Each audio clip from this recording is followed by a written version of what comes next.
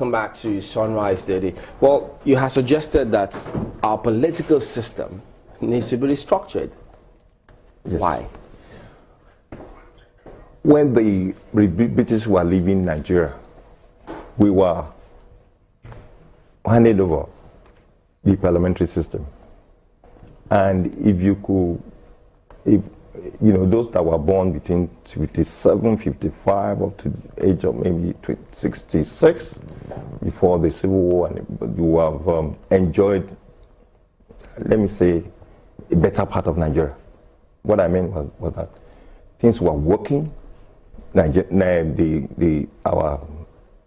economy bases were strong and quite stable.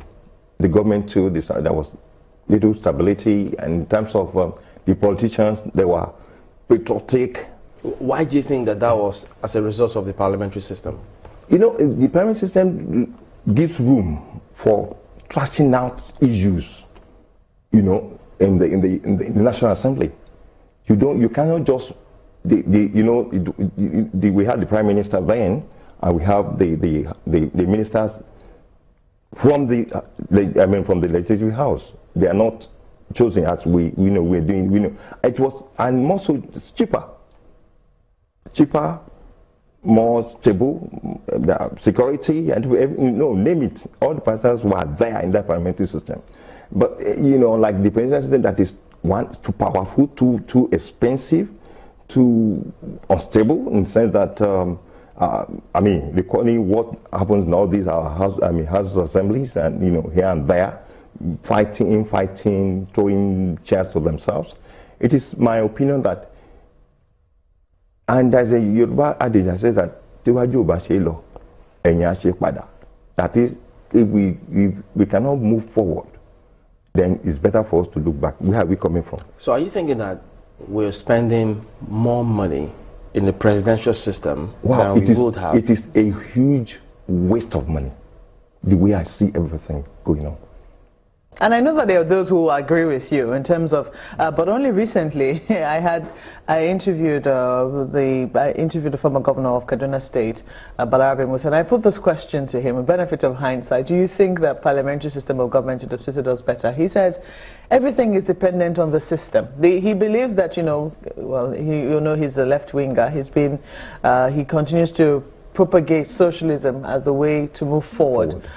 So he believes that capitalism is at the root of what it is that we currently face. And he says that whether presidential or parliamentary, that the element of corruption, will always continue to surface and will make rubbish of whatever system it is that we've chosen. I was opportune to meet our former president, President Obasanjo.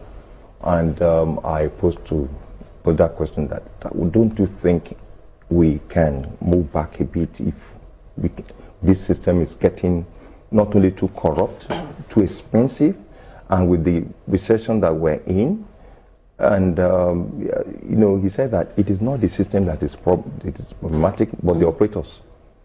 But I'm of the opinion that if looking at the two parameters together, I believe, the huge amount of money being expended on presidential system can be considered alongside with the fact that the stability in parliamentary system in terms of resolving issues in consonance with the yearning of Nigerians.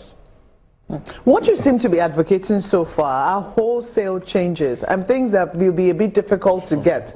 First of all, you want interest rates lowered. We've seen the controversy in that one. It's easier to get the camel to go through the eye of a needle than to have that happen here. You also are advocating restructuring, and we've seen a huge debate around that. Even only recently, we had the 2014 National Conference was one of the things that was debated, and we saw that it didn't quite make much progress.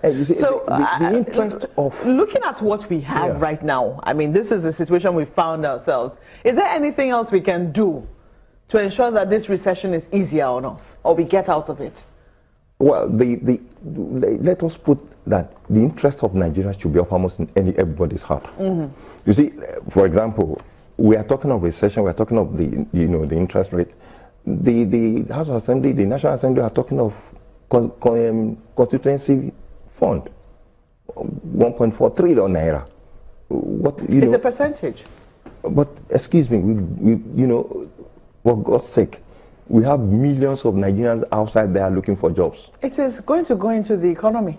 It is my opinion that instead of doing that, I think we should harness all resources to make food to be available to people on the table, to make jobs available for our teeming youth that are outside there, that are really, Where is the constituency project going to go? Is it going into the pockets of the lawmakers? My dear, the state governors are there.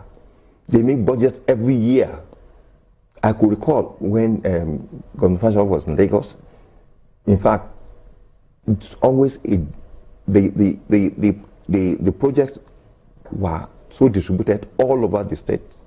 And I believe the present governor too is doing a lot to make sure that projects are there so that people can feel the dividends of democracy, in every local government, every, wards and everything. So by so doing, the constituency, the constituency fund, project, to me is out of.